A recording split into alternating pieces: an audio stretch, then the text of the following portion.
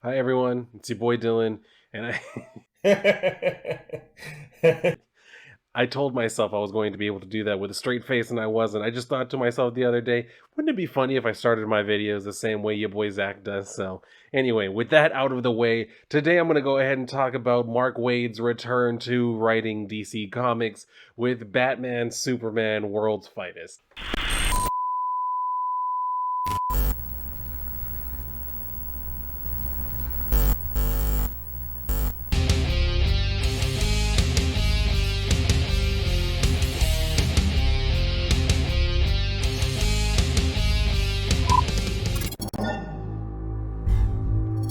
Now, yes, I know that this is a book written by Mark Waid, and I have no real desire to really read the stuff that Mark Waid, writes anymore after the bullshit that he's done and the person he's revealed himself to be. But I figured, you know what, the motherfucker does still know how to write some books. He's written some of the stories that, I still love, Kingdom Come being one of them. I also really loved when he wrote The Fox over at Archie under the imprint of Dark Circle, I think it was, whatever the hell. So I like that story. And he has, he does have a pretty good writing style. So I figured I was like, all right, I'll see what you're doing with this, considering it's him coming to DC again. I was like, well, let's see what he's got, and what he's got annoyed me about as much as Brian Michael Bendis writing the Justice League. But you'll see exactly what I mean as I get into this. Anyway, before I start, you will notice that yes, I did get the variant cover that happens to have Jerry Seinfeld on that. I figured that would be a nice touch to my father because my dad is pause. My dad is a huge Seinfeld fan, so it's like his favorite show of all time. So, and it's one of mine too. I'm not gonna lie, Seinfeld is hilarious. So, I was willing to get this variant cover because it does have Jerry on it, even though Jerry sometimes is also a little bit insufferable. But anyway, let's go ahead and jump right into the story. We are coming first to Metropolis, where we are in the not too distant past, so that's very vague, but we'll see what ends up happening. Anyway, so we see where we get the shot of the Daily Planet, and then some plants start busting out of the street. So immediately, you're already thinking, okay, I think I know who the villain is, and yes, you're right. So we see where people start running away and everything, and then we go into the Daily Planet where Perry White is telling everybody to get to the stairs quickly but orderly, do not panic. And then, Jimmy's running up to him saying that all the offices are clear and he thinks everyone's accounted for. But then, of course, Lois turns doing this dramatic thing saying, not everyone, Jimmy, where's Clark? So, of course, we all know where Clark is, and we see this blur where there's a tie just kind of left and a shirt left in the wake, which obviously, as someone or as she asks, has anyone seen Clark Kent? He's the one showing up to deal with this. And yes, like I said, it is poison. Well, it's who you thought. It's Poison Ivy.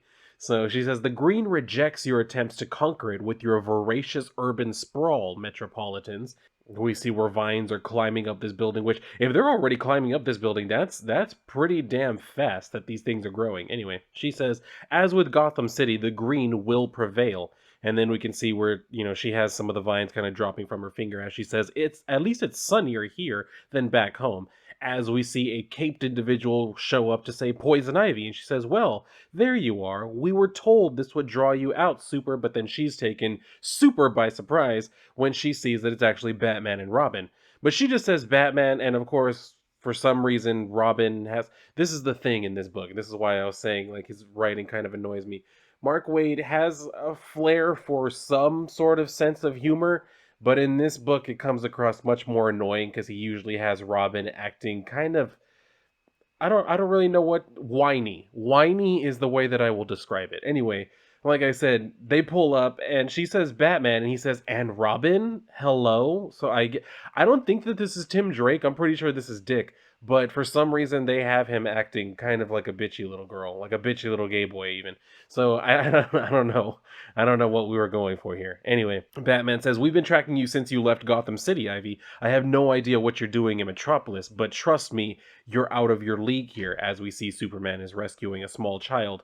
And so we see where also the vines are starting to like burn. I don't know. I guess he used his heat vision on it. Yeah, because his eyes are glowing. But anyway, so he pulls up to the building. Also says she's one of yours, right?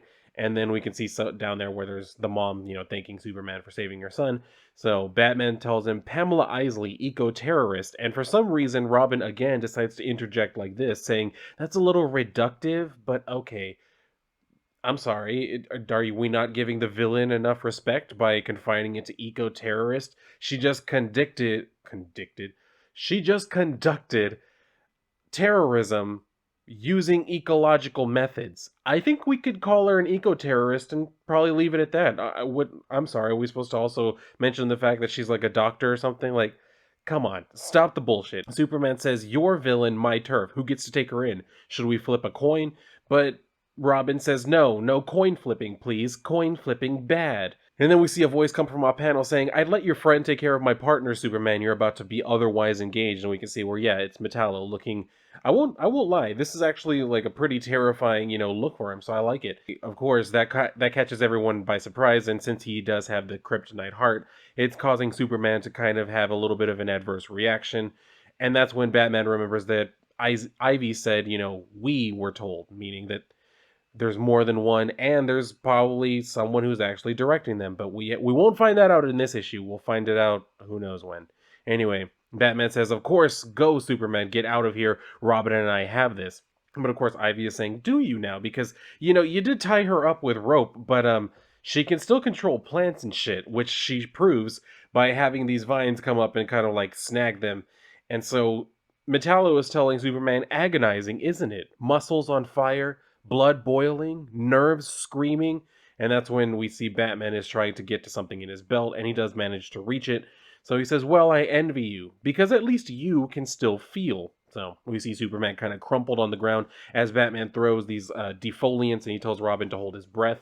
So then she's saying, "Stop it, just stop it, stop murdering the green. You kill something dear to me, I'll do the same." And then she just yeets fucking Robin off the side of the building. So he's telling him, to hold on or whatever. To what? I don't really know. He doesn't have anything onto which to hold. I think that's the grammatically correct way to say that. If not, I was just being a little bit extra because it felt right. So Metallo is telling Superman, "My humanity has been taken, Superman. I am without tenderness, without kindness, without warmth. I can no longer love, nor want, nor care. Can you imagine what it's like to have your heart carved out by tragedy, forever wondering if all that can fill the emptiness is vengeance?" So, of course, that's supposed to be juxtaposed against this, vision of Batman going to save Robin, because obviously that could also be applied to him. And isn't that just literary big brained of you, Mark Waid? Applause. Applause for you. So he shoots the grapnel back at the building we see, and then Metallo goes on saying, "I'd love to use green kryptonite for this next part, but I'm too greedy. I need it to live. Red kryptonite, however," and we can see where it looks like Superman's eyeball is about to pop out of his fucking skull.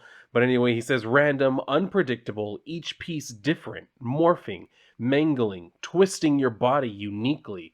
Now imagine a dozen pieces blended into a radioactive cocktail."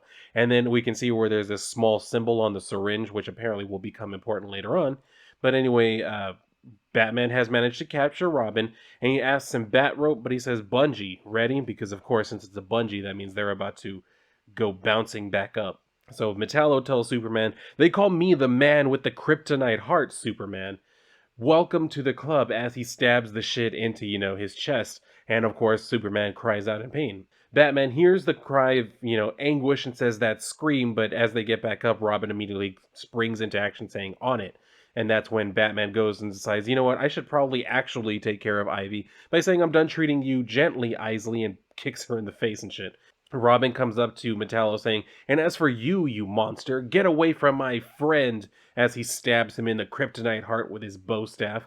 So, and again, I don't, maybe this is Tim Drake. I don't know. It seemed more, we'll see exactly why I'm saying I'm pretty sure it would be Dick, but you'll see in just a minute. So he cries out in pain and shit. And then we see this shadowy figure on another skyscraper saying, "Excellent." And then Batman comes up asking, what's happening to him. But Robin informs him that he doesn't know. Metallo stabbed whatever this is into him, and then he kind of like explodes with some outward energy and shit, which kind of takes them off guard, obviously. So we go back over to this shadowy being who's there with another person who's also cloaked in shadow, and he's saying, "Now the fun begins." And the other one that's horned says they have no idea what's in store. And I don't know, I have no real basis to assume this other than seeing the horns. It could be Steppenwolf too, but when I saw the horns, for some reason, my first thought was Magog. I don't know why. That was just the first place my mind went to. Anyway, so we go over to Gotham City, years before what's going on right now.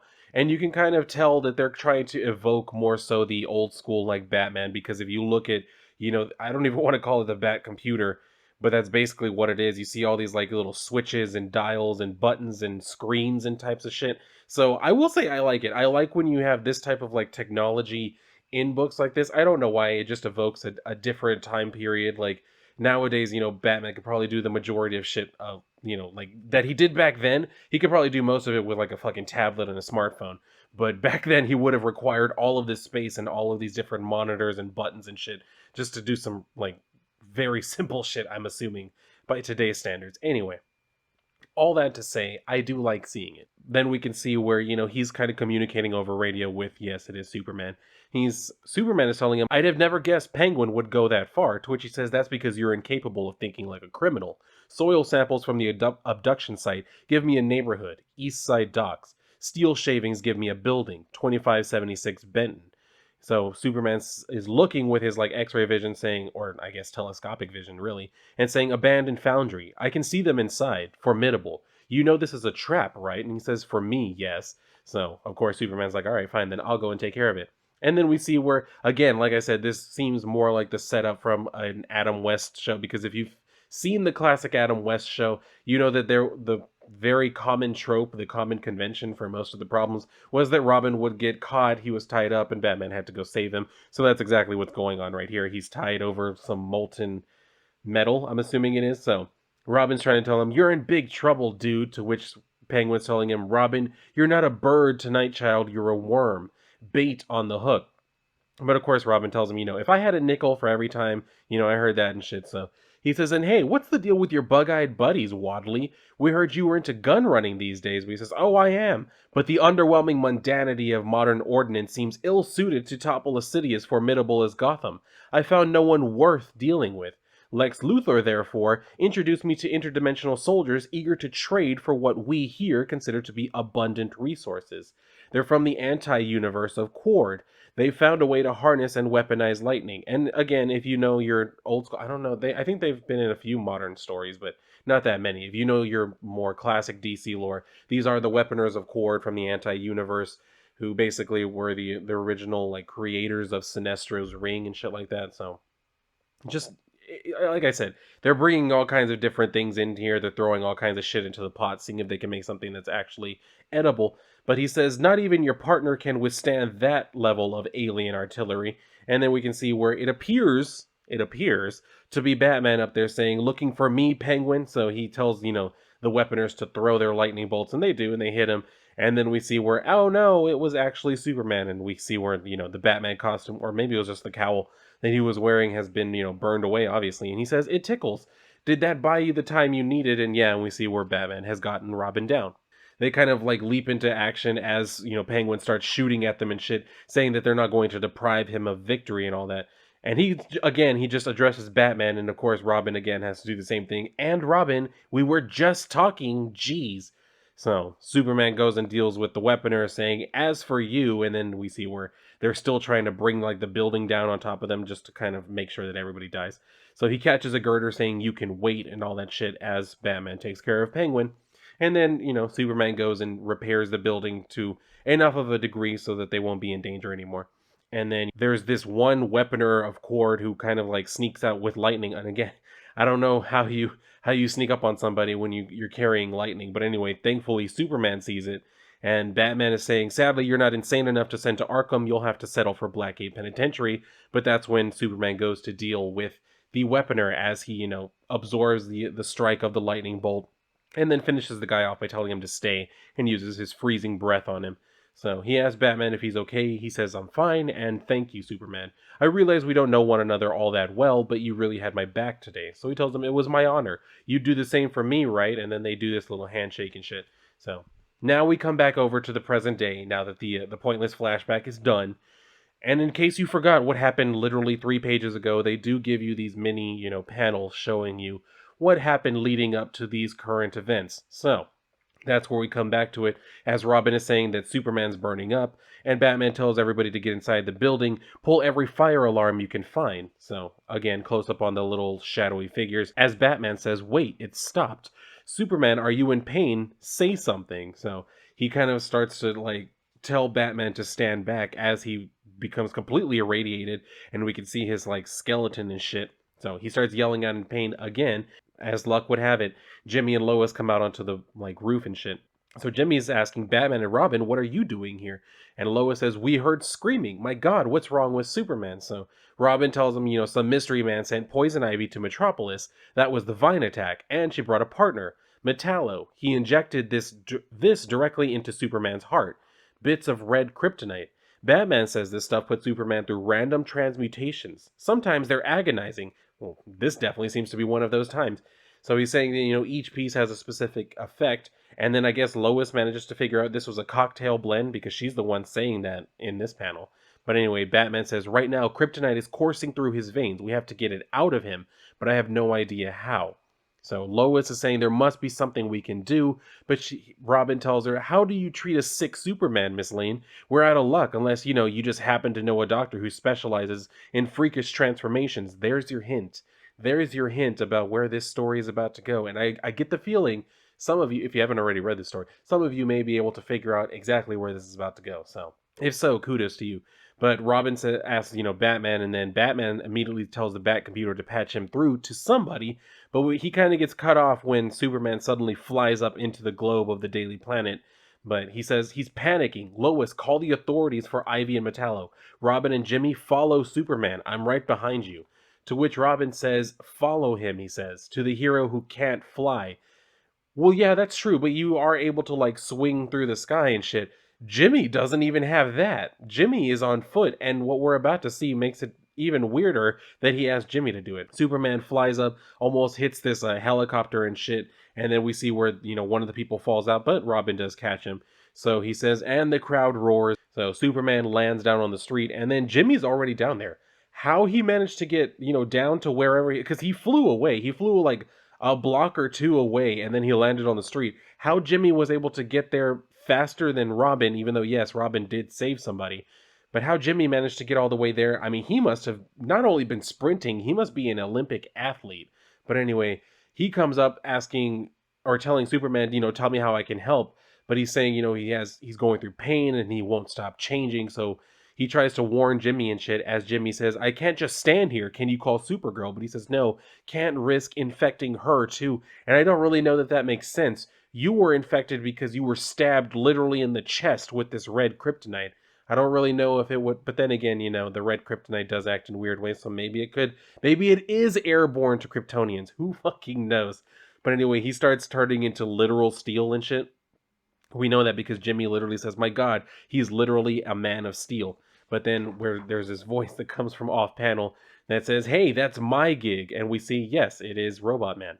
So that's where we have, yes, it is the Doom Patrol. And like I said before, Doctor and Freakish Transformations, that was your clue. It's Dr. Niles Calder that Batman was trying to call. As we can see, Elastic Woman, I always forget her name.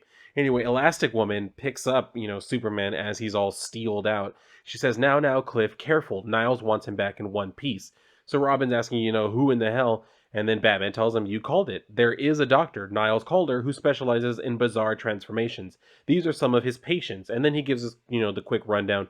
Cliff Steele's body was destroyed in a race car accident. His only hope of survival was having his brain transplanted into a robot body. Rita Farr was a movie star who encountered some strange vapors in a jungle. They turned her into an Elastic Woman. And Larry Traynor was a jet pilot who accidentally absorbed some unknown radiation in the stratosphere. Now his body can release and command Negative Man, a radioactive energy creature.